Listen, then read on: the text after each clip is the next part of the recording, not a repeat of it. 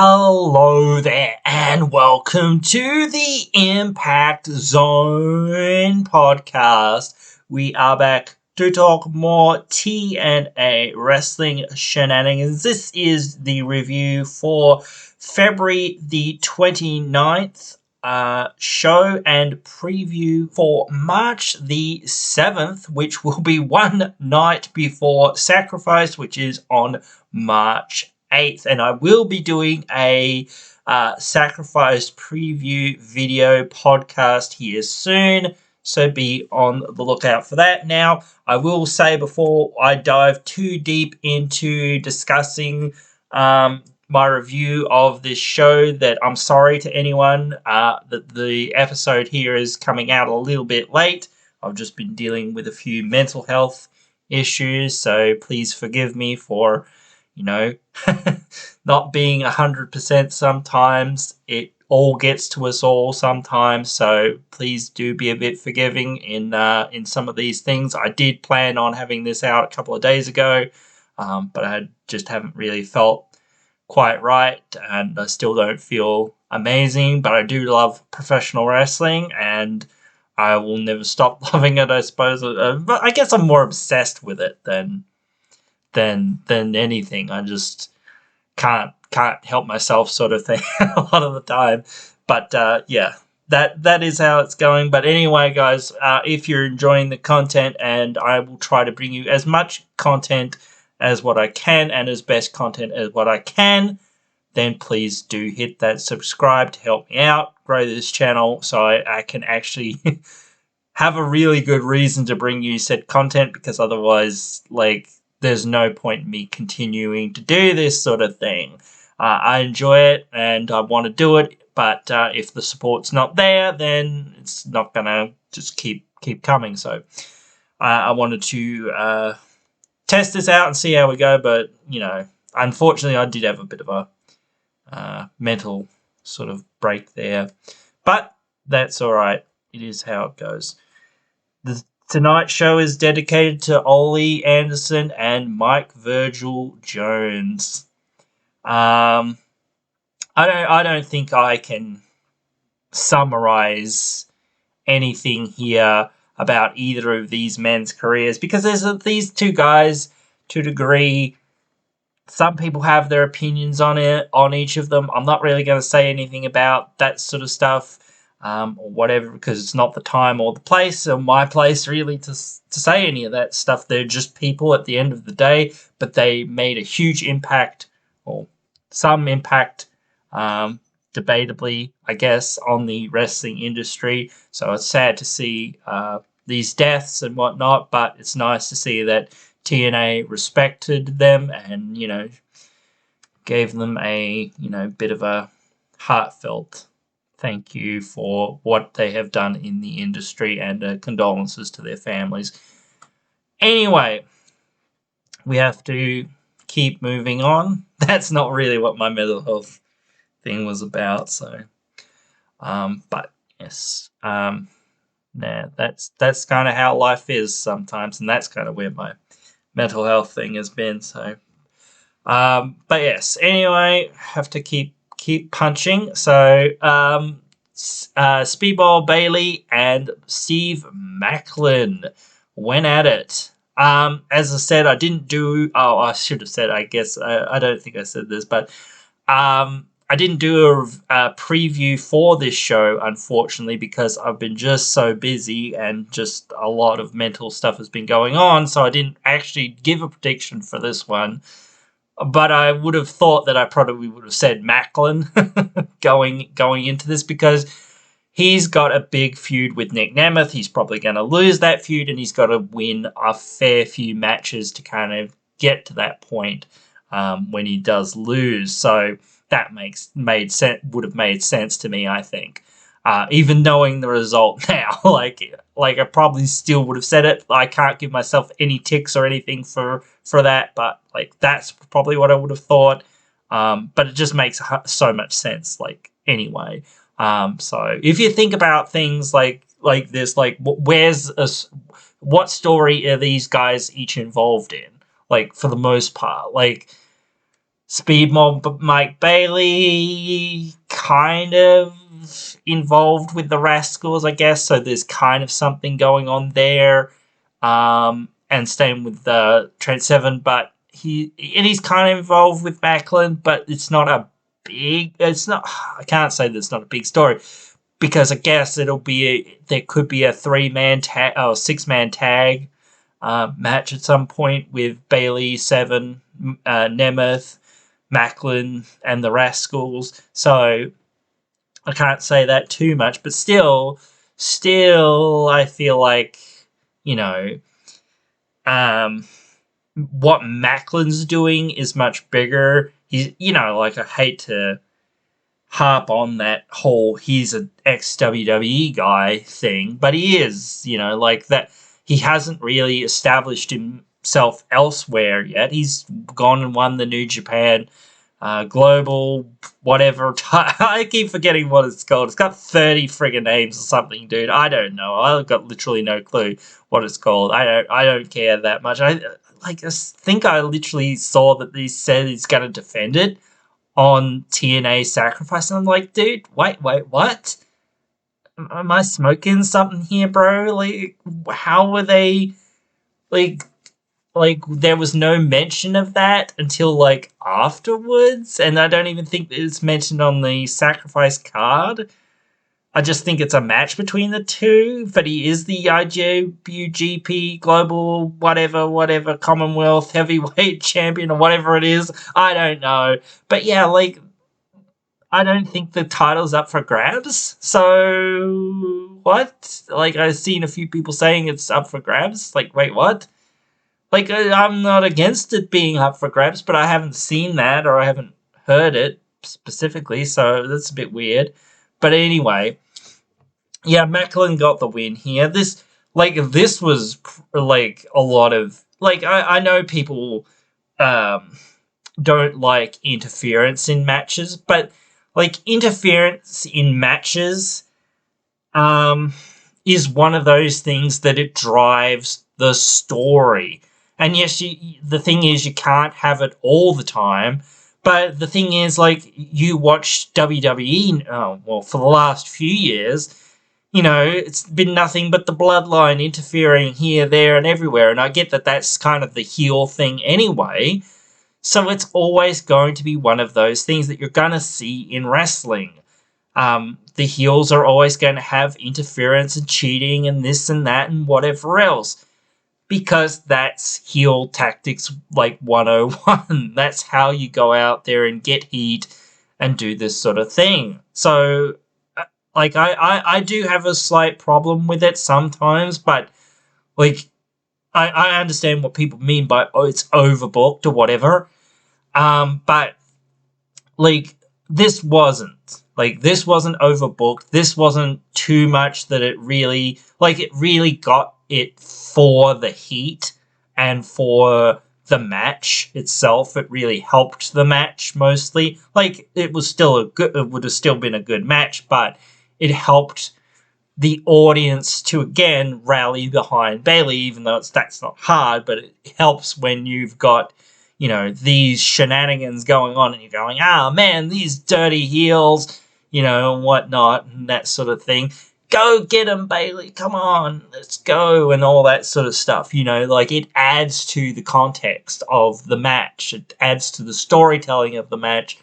I'll be talking about that with the system again in a minute or whatever, but, like, that's the thing. Like, I know there's a certain limit there, but again, if you've watched WWE for the last few years, you've watched nothing but the Bloodline interfere and, cause non-finishes in matches for the last, 4 years or whatever it's been.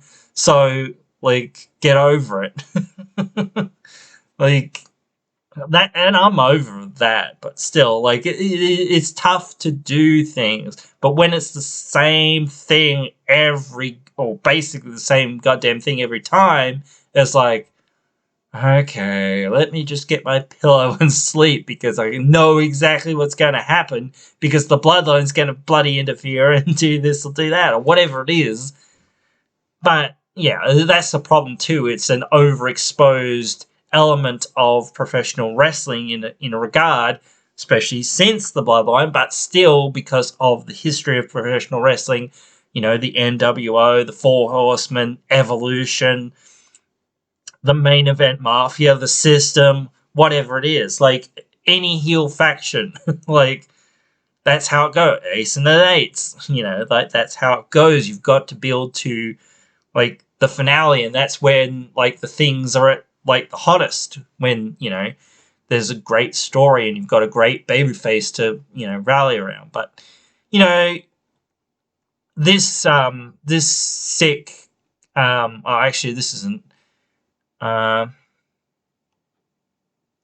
no, the Macklin did a dive, scud right to Bailey as he was in the ropes. That was just like absolutely brutal, because Macklin just basically like launched himself right into Bailey and then basically yeeted himself right onto the floor, right on his shoulder, basically. And I was like, oh, jeez, bro, that would have sucked, But yeah, like, yeah. This is where the match ended here. This little bit of highlight here, where Bailey went for the for his move there, and yeah, Macklin reversed it. The Rascals got involved, and yeah, that. But after the match, Steve Macklin challenged Nick Nemeth. But Nick Nemeth said, hey, I'm over here in Japan. He appeared on the screen saying, hey, you wanna call me out? I'd be there if I wasn't in Japan. I'll be there at Sacrifice. Have you got the balls? Basically, like I can't recap everything, and I can't say exactly what they said, and I can't show the highlights, as I sort of say, but that's the gist of it, and we all get wrestling. Like, we all get what, get it. And if you watch the show, go back to watch the show, the context of it is a lot better than what I have to, I have to explain it in certain ways, but because again, we've only got so many hours and so many minutes and so much time that people will actually pay attention to these videos. So I do try my best, but hey, it is what it is.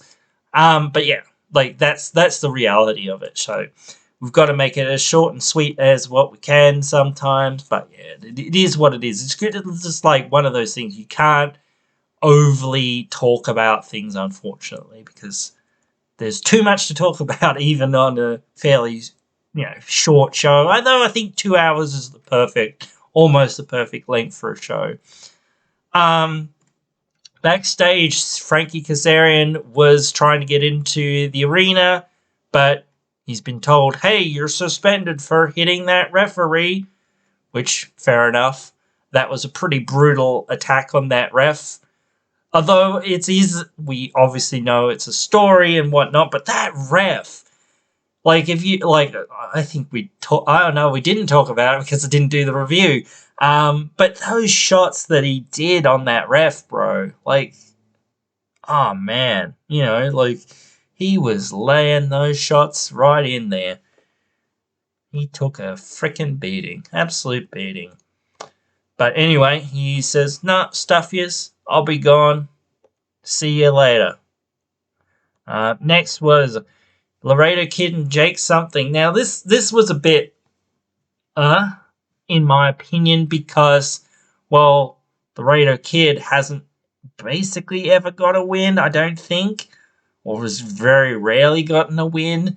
So it's like, well, we already know where this one's going, type thing, because Laredo almost never wins. Like, Jake Something's lost a couple of matches here and there, sure, but he's an up-and-coming guy that they've invested a lot of time into. So again, it's clear who was winning this one, pretty much. Though they did some good spots in here, and they did have a good match, and like, for 1 minute there, I thought Laredo Kid did have it. I was like, holy crap, what the heck, but like, he didn't, obviously, and Jake Something won this match. But I don't know. Like, I don't. I don't know to say much about Jake something. Like, I think that he is actually a really good wrestler, and he has a lot of good qualities to him. But I don't like. This is the funny thing. Like you talk about the guys that fit into the X division. I don't think he fits into the X division, and that's nothing against him or what he's doing or whatever. I just think that the dude should be like going up against the digital media champion or going into the main event scene, the upper mid card scene somewhere, doing or going for the world title. The dude looks like, a top contender. I think he should be in that area. It's tough to build people, though. So, it's all right for him to be in this division. It's all right for anyone to be in any division at any time because, again, we all know X division.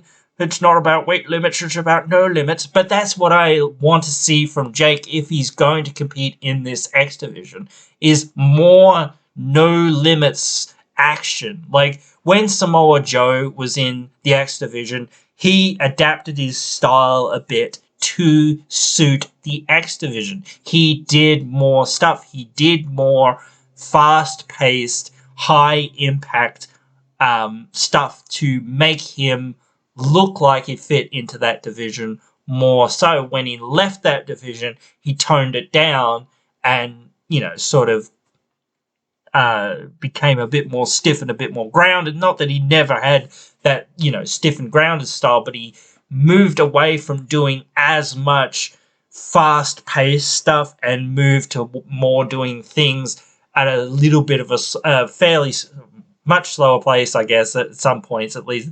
But that's timing and whatnot and that sort of thing. I don't think that that's what Jake so far has brought to the X division. Like, you can have a different style, sure, but for the X division, you need to make your style work for that division. Like, and these guys had a good match, as I sort of said. It was back and forth. Get the highlight here of Jake something hitting into the void, sort of out of nowhere, I guess. They said out of nowhere, but not really out of nowhere, but just sort of out of nowhere to a degree. But yeah, like, this was a pretty good showcase in that regard, but it would have been better showcase if, he had have had a challenger that, you feel like, oh man, this other guy could win. Instead, that's the problem with, like, seeing a guy that, is not going to win, and, you're seeing a guy that they're investing time and effort into. It's tough to see these matches, and it's tough to say, well, it should be relegated to this or it should be relegated to that. But yeah, it's tough. But even I want to talk about the Explosion show soon as well. But they're putting the DMC title up for grabs, which is cool, which is good, I think. I think we've talked a few people about, like, them putting more emphasis on the digital media championship on some of these, like, digital first matches or digital first content type thing. Or it's not digital only. I want to get away from saying that, but it's mainly for the digital market more so, I guess. It does air on TV afterwards or whatever, and on YouTube and all this other stuff, as far as I know, at least. So, but yeah, yeah, it is what it is sometimes. You've got to put on these matches and give people wins, and sometimes you've only got so many bodies to sort of do that with. But yeah, it's so tough to figure out, like the mixture that kind of works for the X division, and not who kind of works for in the X division, because anyone can work in the X division. Like, Kurt Angle could worked in the X division, but like Bobby Lashley kind of did as well. But still, like, they sort of adapted to that division. and they worked a different style in those divisions in comparison to the styles that they kind of worked in, the other divisions. That, or they brought a, sort of a little bit something different to those divisions that sort of felt like it added to that. Like Doug Williams is like, who won the X Division Championship back in the day, back in like 09, I think it was, back around that period of time, 10, whatever, 2010. Yeah, like he had that British traditional wrestling style, but he sort of brought another element to it. He brought, other things that where he was going, saying, hey, I'm, the X Division style is shit, but then he'd try and do a flip dive or something because all of his other stuff wasn't working, and then it'd often backfire in his face and that sort of thing. So, yeah, but like you've got to figure that out. So, and that stuff. So, but anyway, Khan had an interview with Angels, which was interrupted by PCO. And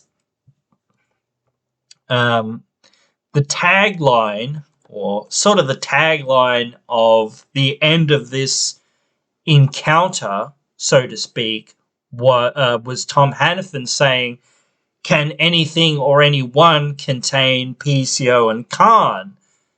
So that rang a bell in my little ear here, and it stimulated my brain to think that maybe, just maybe, possibly, that they could be doing a lockdown or lethal lockdown match between these two. Now, that would be amazing if they did it.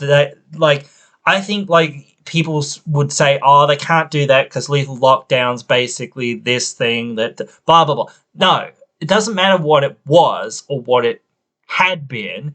You modify the rules and say, okay, these guys can't be contained and their feud needs to end.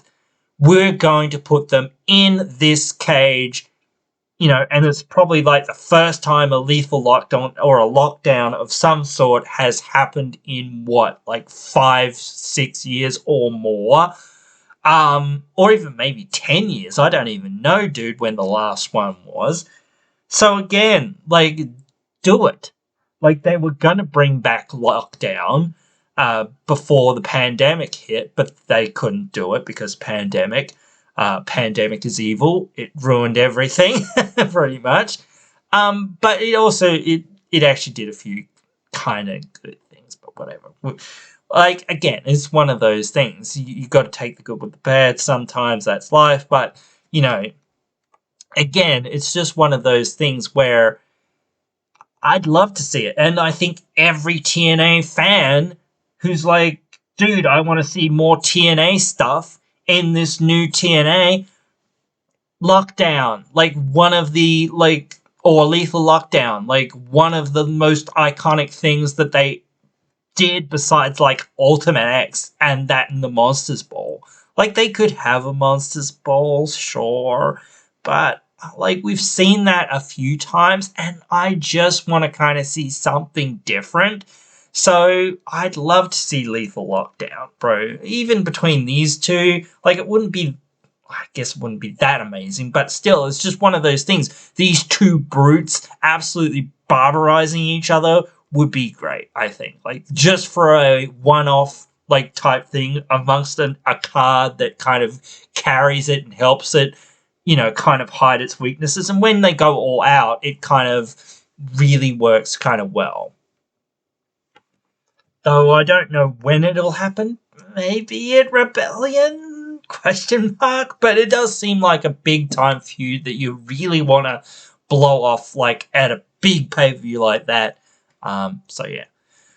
Top Dollar, or AJ Francis and Dina versus Joe Hendry and Rich Swann. This was kind of interesting, especially at the end. But yeah, I was kind of thinking, I don't know where I was kind of thinking this was going, I guess.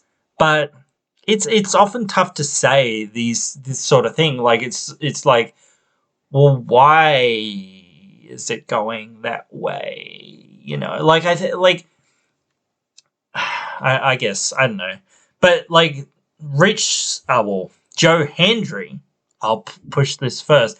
Joe Hendry won this match by pinfall on to Dina, and it kind of set up something that seemed like Rich Swann was a bit like, hey, you know, like what's going on here? But the thing there is, to me, like Rich Swann's like the ultimate babyface.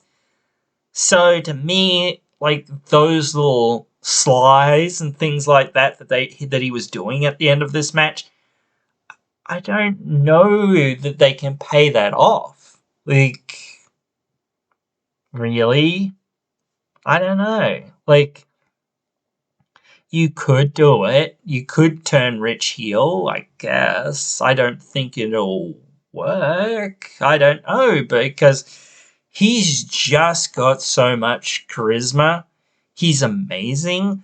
Like, I don't want to, like, boo this guy. This guy's just fun. This guy's just, and I know that there's been characters like that before, but like this guy's just cool. This guy just oozes charisma. This guy's just, dancing and, jiving and, friendly and, whatever. But it's kind of like all this stuff that AJ Francis and that have kind of said, and then, seemingly Joe Hendry kind of being a little bit egomaniacal at times or whatever, has gotten into his head a little bit, and he just was kind of giving Joe that side eye. So that's a little bit of that great storytelling that he did here. Like, the match was decently okay.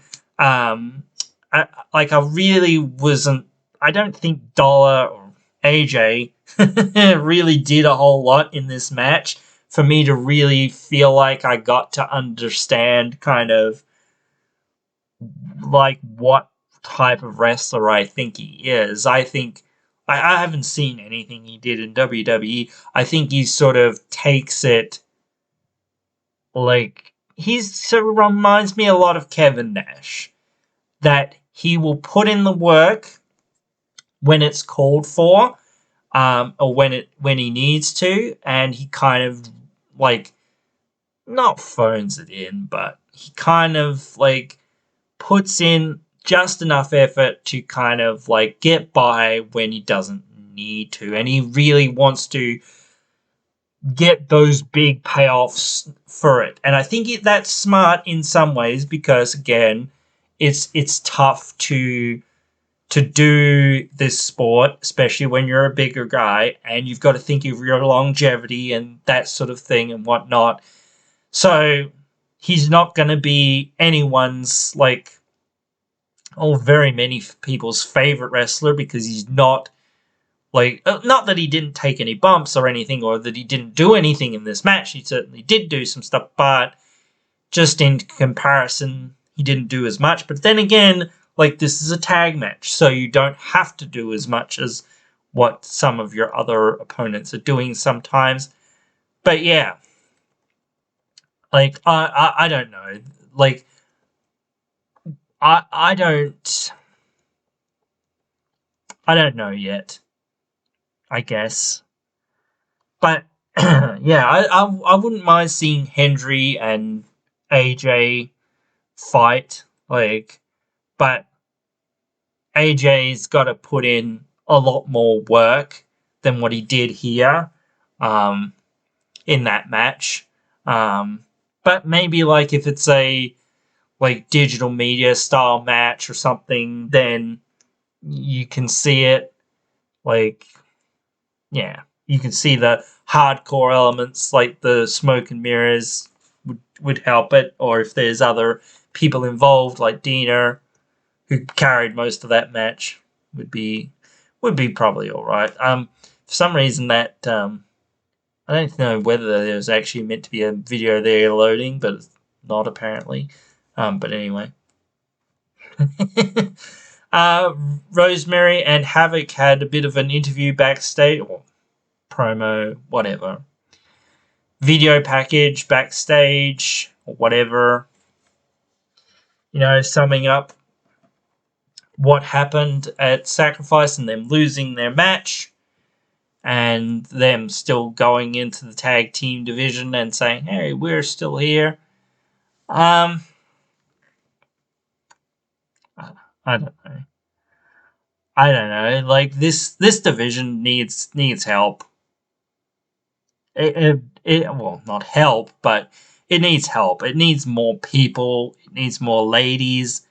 It almost just, like, needs to not exist. Like, really, just, like, I don't know. Stop. Either you stop caring about it and give up on it, or you have to say, okay, let's get 3 or 4, 5 more teams and make this division work. Same with the men's tag teams. Like, really, like, you need more teams.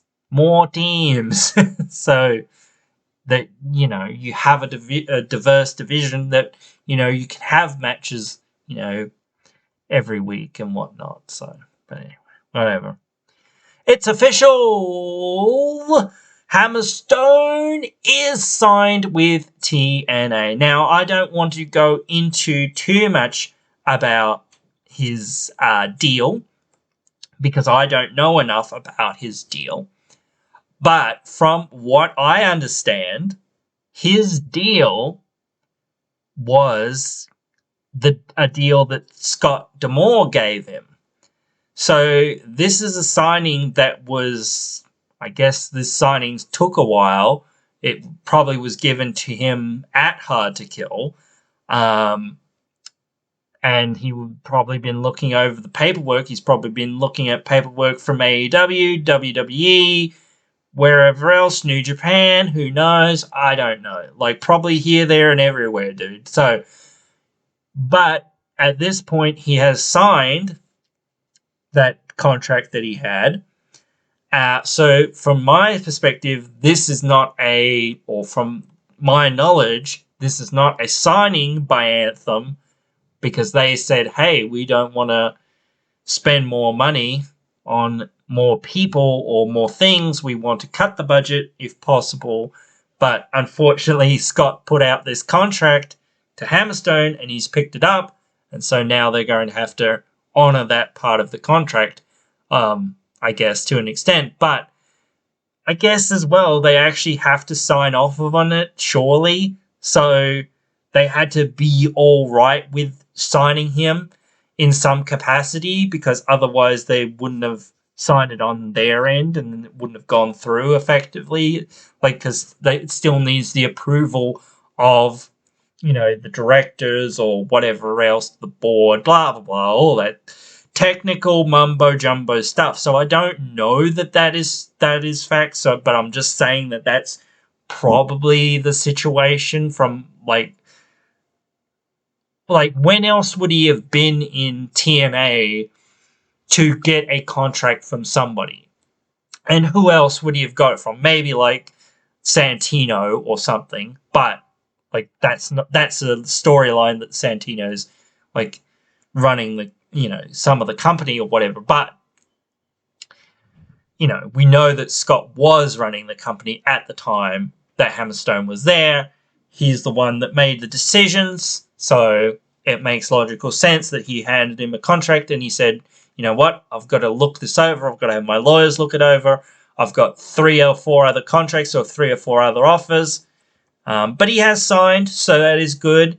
After this, Gia Miller interviewed the Walking Weapon, because Hammerstone not only has signed, but has been booked for a match with a Walking Weapon, Alex Hammerstone and the Walking Weapon 2, well, actually technically 3, but whatever, at Sacrifice. Now, I don't want to get too deep into that match yet, because I want to cover it in the Sacrifice card that we're going to do soon, so I will just leave that for now and move on, because also this video has already gone fairly long.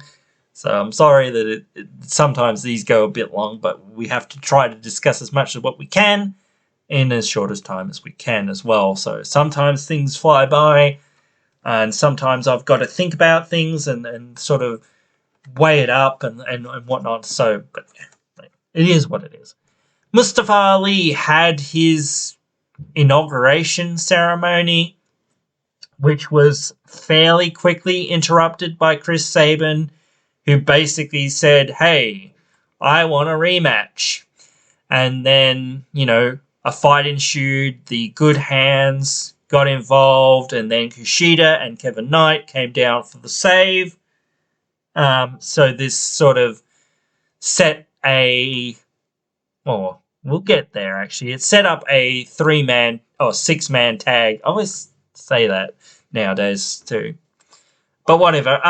A 6-man tag at Sacrifice. But we'll talk more about that in a minute. Ash by Elegance came out to announce she's having another match next week.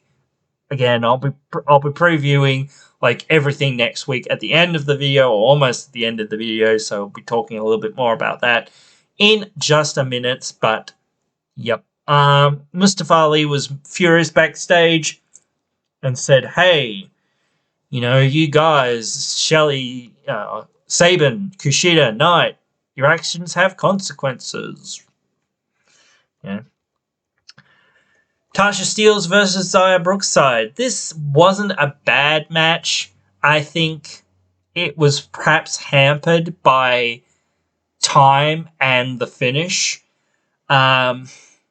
It's always tough not to have a decisive winner. I get why they wanted to do a triple threat, though, I think. So, yeah, like this match ended in a count out and no one won effectively. And the fans did boo that. And I get that they booed that. That's cool. But then Jordynne Grace came out to say, hey, this is BS. And in regards to who won this match and who got a title shot, well, guess what? Both of you are going to get a title shot. You get a title shot, and you get a title shot. Everyone gets a title shot at Sacrifice. So it's a 3-way match at Sacrifice. But yeah, I get why they made this a triple threat. One, you know, we've seen Steelz and Grace like 50, 60 something times in different variations, like in tag matches and things like that. Like 9 times out of 10, Grace has won those matches. So it's like, well, clearly she's the bigger star than Steelz, and she has been the biggest star than Steelz.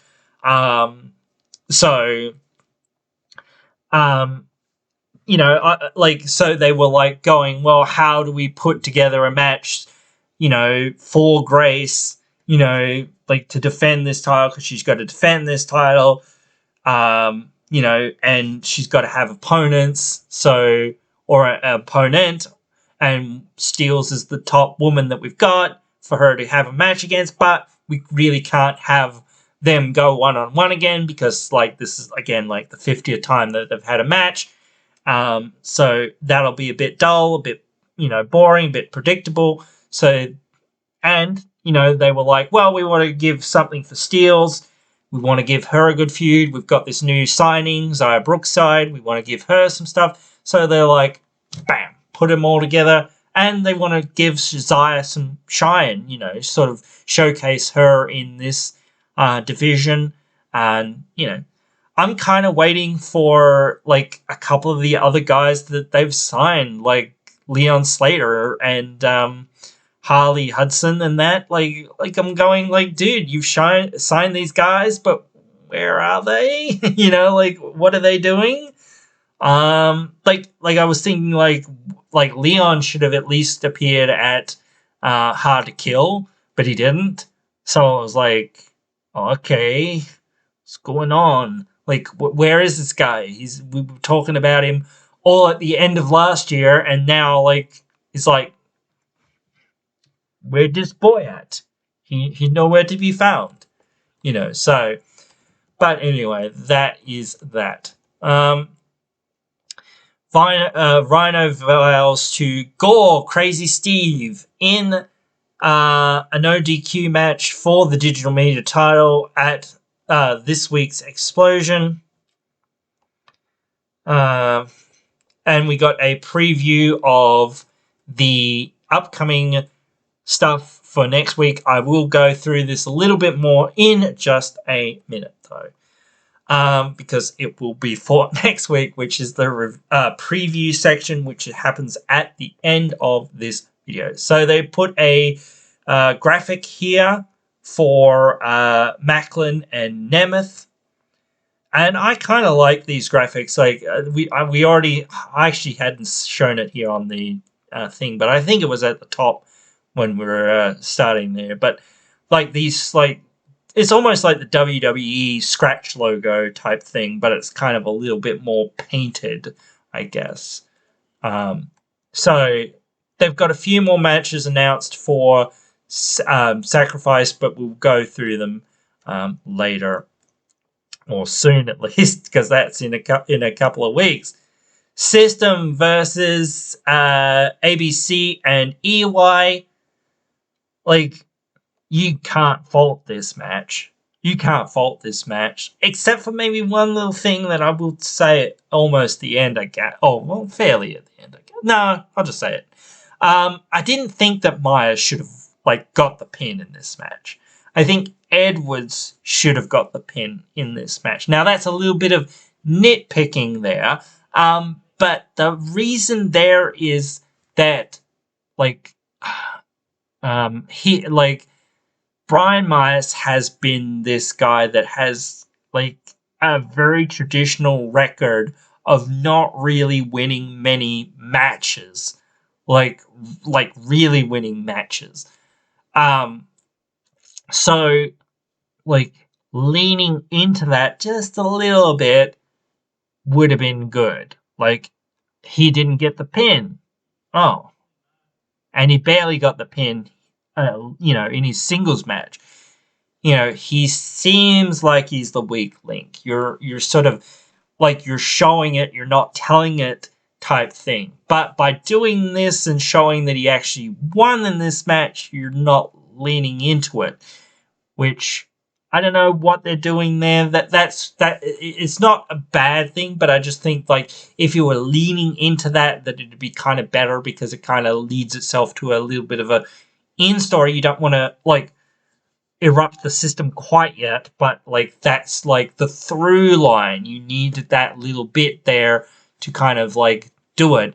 And then when the tag team titles are on the line, he actually gets the pin, because you think he's the weak link, but he actually got the pin, somehow, some way, blah, blah, blah. And that ties into some stuff that he's done before. But again, it's a good story. There's always a weaker link of a team, for the most part, or seemingly, and then wow, they overcome the odds, or they did it somehow, they pulled it out, or whatever. That's great, because it really tells that story. But the thing I liked most, I guess, kind of about this is the ABC, they're in the main event, dudes. They made it. This is the first time they've been in the main event, I think, properly. I think Bay had a main event match with Rich Swann on one of the more minor shows back a few years ago. I think Ace Austin's also had a couple of main event matches on a couple of shows here and there as single stars, but as a team, this is the first time that they've been a team and in the main event of a show. I don't even think they were in the main event of a TV episode. I'm not too sure, but again, as far as I know, this is the first time as a team as well they've been in the main event. But again, it's nice to see these young guys that are the future of the company being in that main event. They're not going to be in it all the time, but just to show these guys can main event and, you know, like, you have to have the right set of circumstances and things like that, but they are worthy of being the top guys. And again, at least they, like, even though that tag team division, like I said before, is pretty thin, at least they keep their tag team as, like, hey, these guys matter, the titles matter, you know, like, I know WWE has turned a corner in the last few years, but for so goddamn long there, they treated their tag team division as like, oh yeah, whatever. It's there and it exists, whatever. Yeah, so, but yeah, this feels like, to me, like, as I said,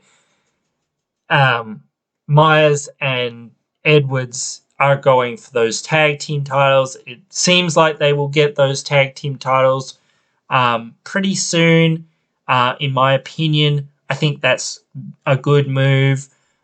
Even if it's for a short period of time or whatever, I don't know. It's probably not that short, but still a fairly short period of time. You need to put those titles on the system. The system, like any faction, they need to hold all the gold. Like, that's the, you know, that's the way factions work. That's the way heel faction works. That's the only way that they're going to be a legitimate presence and a legitimate story going forward for the next 6 months, year, whatever it is. So again, you need to tell that story. And when are they going to break up or whatever? That's the intrigue of it. Of course, this is not going to last 3, 4, 5 years or whatever, like the Bloodline has. But certainly a year or so of this story, you know, the system dominating, the system, you know, taking control. But can they keep control type thing? And who can stop the system? You know, what does it take? You know, and that sort of thing. Like, over a year period, that's fine. But after a year or two, without, you know, a lot more bells and whistles, it does run its course fairly quickly. So yeah, but still, I can't wait to see, like, these guys tangle it up. This match was real good. Like just the psychology of it. Like, I like that. Like, you know, people who, like, don't like psychology, like, I don't know. Like, I like high flying, but and whatnot, but, like, I want my high flying to have context, not just it's a dive. Cool, you know, like, because you can see, you know, that many dives anywhere and anywhere, you know, at any time. Basically, you can watch a highlight reel of, you know, a 10 all these dives and whatnot, but they've got to be in context. But anyway, the system beat them, and as I said, Eddie Edwards got the actual pin here. Oh no, Myers got the actual pin here. Sorry, but they basically hit them with, like, 3 moves in a row, which they Tom Hannafin, the announcer, called System Overload. So that seems like that's actually sounded really good. Like, I don't know whether they're going to keep that name as this variant of, like, them all hitting moves on the guys, and whatnot. But that sounds really good. Like, if you can find a combination of moves that really work well together, like that, like, this worked all right, I think, as well. But, like, just something that kind of does that. One person hits a move, then the other person hits another move, then the other person hits another move, and then they get the pin. Like, and call it System Overload. Beautiful, absolutely beautiful. Like, that's, you know, like, natural, like, kind of element building and kind of brand building and whatnot. It's not like it's going to be Fruity Pebbles in your face, or whatever. It makes sense and it works, and it's not just a cheap gimmick or whatever and that sort of thing, that they're going to keep going with. This is a digital exclusive where Crazy Steve said, "Hey, Rhino, you want to fight me? I'll fight you." Next week on this upcoming Explosion. So the fact that they're going to do something a bit bigger on Explosion is quite good, which I'm happy about. So I kind of can't wait to see that, even though I pretty much know that Steve's winning, but still, whatever. Oh yeah, Dirty Dango interrupted Josh Alexander. I didn't really say much about it, but that's why Dirty Dango and Josh Alexander are having a match, because Dirty Dango interrupted Josh Alexander when he was saying, "Hey, I'm going to fight Hammerstone." Ha ha ha. But obviously, like, that Alexander match is against Hammerstone and against Dango here. It's like leading him back to the title, which I feel is happening at Rebellion. So, yeah, that's where I'm at with that. But X Division champion Mustafa Ali is going to fight Kevin Knight. Obviously, we know where that one's going as well. I don't know whether I actually said Josh Alexander's probably going to win, but I think I should have said that. But yeah, Mustafa Ali is just like winning this one against Kevin Knight. Not that it'll be a bad match. I think it'll be pretty high paced and pretty, energetic. And Kevin Knight's a really great young wrestler, and he's got some good legs and good springs on him. So yeah, I can't wait to kind of see it, even though I kind of know who's going to win. Marsha Slamovich versus Danny Luna. Pretty sure that Marsha Slamovich is going to win, but I'm not 1,000% sure on that, because it feels like one of those things where I thought that Kelly should have won. Was it against Luna, or was it? I think it was against Luna. But she lost.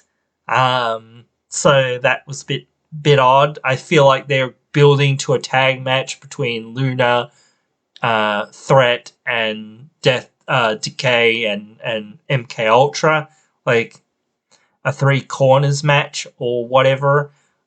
So yeah. And as I sort of said, Ash by Elegance will be in action. Obviously, she's winning her match as well. I believe that there'll probably be more matches announced, but from looking at this card lineup, probably either Josh Alexander. Nah, I don't know. People love Josh, and I like Josh too, but I don't know, that or the Mustafa Ali Kevin Knight match could be the main event match of the night, in my opinion. Don't know.